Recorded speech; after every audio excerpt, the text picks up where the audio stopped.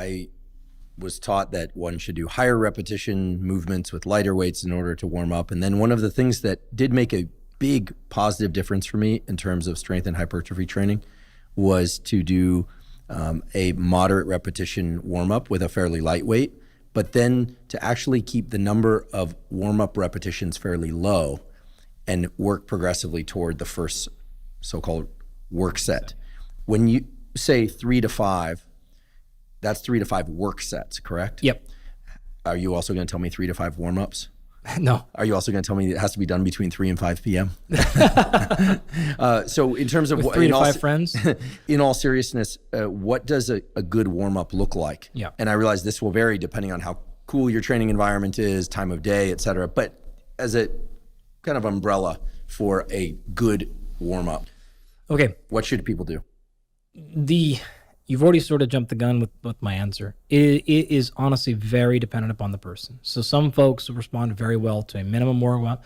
Others, I've had lots of actually professional fighters I've worked with, where I actually have a Major League Baseball player right now. He's one of the best pitchers in the game, probably the best. And the longer we warm up, the better his numbers get. We actually did a vertical jump test with him.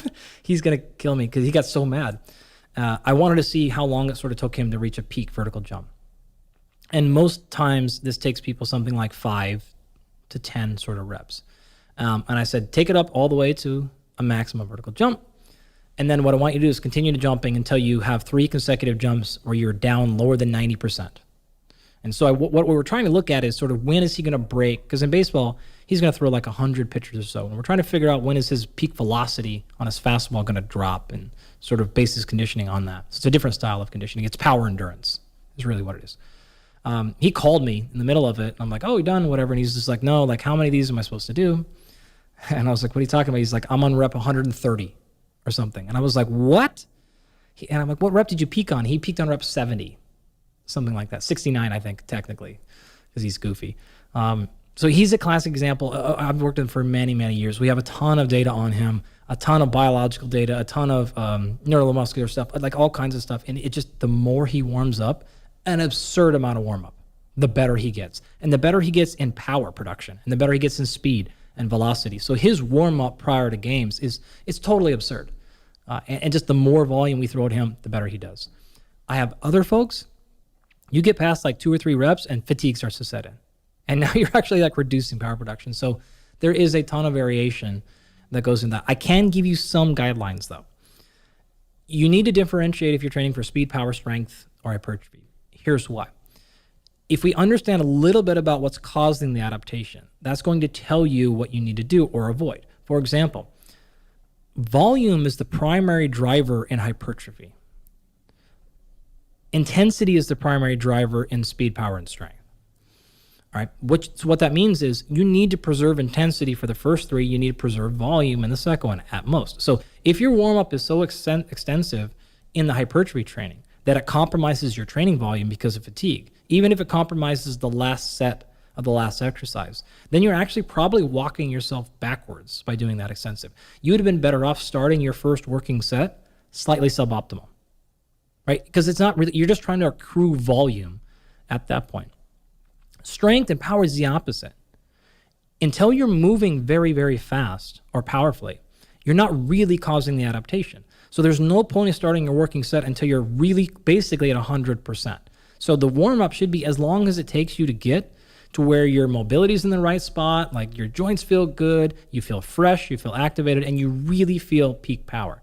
Anything before that is a warm-up set. In the sport of Olympic weightlifting, a lot of times the coaches will measure barbell velocity. Travis Mash has done a fantastic job with this. He's got a lot of data on what's called velocity-based training. Brian Mann at Missouri and Miami, tons of work here.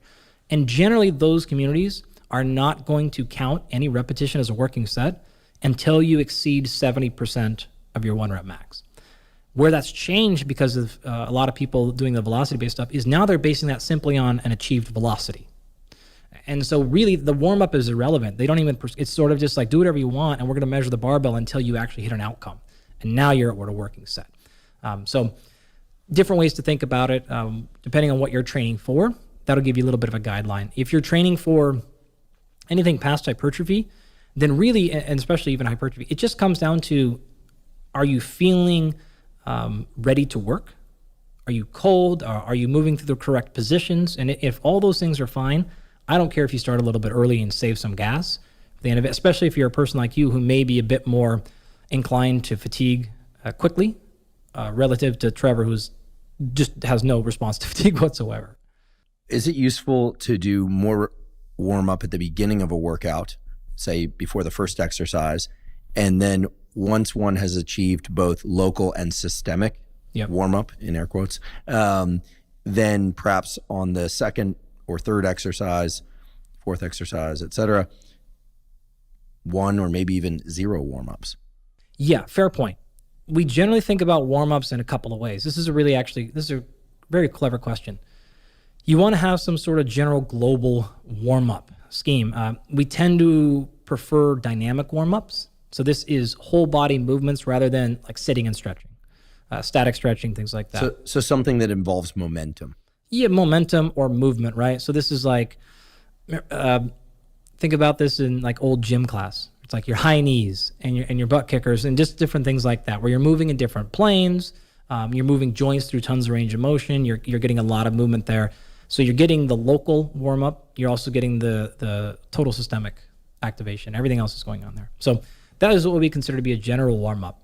5 minutes is a very sufficient number. Perhaps 10 if you're a slow goer, achy, and some things like that. And you really got to get the ankle warmed up if you're doing lower body stuff. Really make sure that that's moving correctly. The hips and knees will follow. Upper body stuff, really get the shoulder blades and the neck, like making sure you're going there, and the elbows will follow after that. So 5 to 7 minutes of a general warm up. A lot of the times, like classic exercise science, it will even just put you on a bike, cycling for 5 minutes. I don't like that personally. Dynamic movement is more preferred. If you really just move for 5 to 7 minutes, you'll be fine there. Now, specificity within each movement. It's very important that your first exercise of the day is generally the thing you prioritize. That's oftentimes the most important you're going to do first. It oftentimes is also the most complex and the most moving parts. So it tends to be multi-joint. Therefore, you need to have movement, precision, and skill dialed, right? You don't typically start your workouts off with the forearm curl, right? You don't need a tremendous amount of warm-up to get going on that. You're going to start off with medicine ball throws or a snatch or some agility work. You need to have the whole system going because multiple joints are moving, position matters, technique. There's just a lot of skill requirement, etc. So the individualized workout or the specific workout for the specific movement, for that very first one, my general rule of thumb is like whatever it takes to move perfect in that first exercise. Past that, you don't necessarily need to do individualized warm-ups for your next movements unless it is a movement you're trying to learn or just even get a little bit better at. Like drop the load a little bit, work on some accruing some practice reps. Fantastic. Or it's another dissimilar complex movement. So let's say your first exercise was a front squat and you got loaded for that, and now you're going to move into a pull-up, but your mechanics aren't the best there, and so you really need to change and do some maybe more specific activation or warm-ups for that or something else, or it's running or something totally different. So yeah, you don't need to re-warm up for every single exercise as you go. Generally, once you're good to go, the same muscles that you're going to use in the next exercise are warm, same joints, then you're good to go.